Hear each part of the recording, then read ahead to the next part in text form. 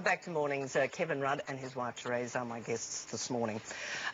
Therese, congratulations on your enormous success in your business, and I know you're very, very proud of the work you've done and the type of work you've done. You're a psychologist, and that works very well in terms of job placements, which just go beyond getting a job. But does that psychological training bode well for working with your husband and the type of work he does in politics and his associates and colleagues, psychologically speaking? Be very careful how you answer this. I haven't actually needed to use it in that context at all. Feel free to hold up one of the signs. Okay, in your job, there was a bit of a furor about the Australian end of your company. Have you sold it? We've sold, so we had 3 Australian operating companies, and we've sold 2 of them, and the 3rd company is in the process of being sold. So that's, as you understand, it's quite a long process of finding potential buyers, negotiating, going through approval. Due diligence and everything.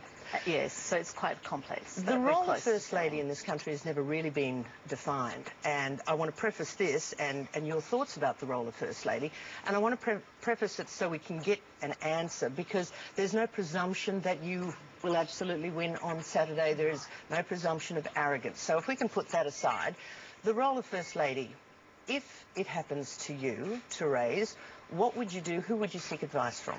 Probably you. Me? Yeah, you're the queen of television. Oh, correct answer. Let me give you another prize. Look, it depends what the Australian people decide on Saturday. But in the past, whenever I've gone into something that was new, foreign territory, I've always gone and talked to people who have done it before. And who would be your first choice to seek information from? Well, I would probably talk with some of the Premier's wives and husbands. And any previous Prime Minister's I wives? would love to go and have a chat with Margaret Whitlam, but that's just, she's such a treasure, isn't she? Yeah. We saw Margaret the other day. She's wonderful. She's such a wonderful person. Just a complete rock. You're talking before about Therese's business. This has been a really tough decision for Therese. I mean, we've been married for 26 years, and she started this business 18 years ago with a bank loan for $10,000, nothing, built it from nothing into a big company. And for conflict of interest reasons is selling the Australian business, her decision, keeping the international business. And so in terms of the international business, if it is a positive result for Labor on Saturday, will you continue as the boss of the international business? That is my intention. So, because this is redefining the role of First Lady, because it's never really been defined, but certainly you'd be the first working woman in that particular position.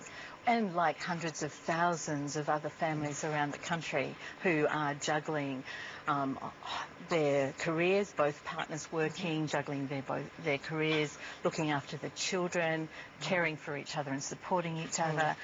In fact, there are lots and lots of people who are doing this around this country. There may be some people who would say, but hang on, isn't she supposed to be working for us in the country, even though you are not an elected official? How would you respond to those?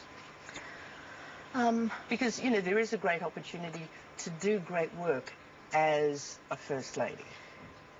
But you wouldn't want to get in the way of the people who have sought pre-selection, who have been elected by their constituents, who have been chosen by their local communities to represent them.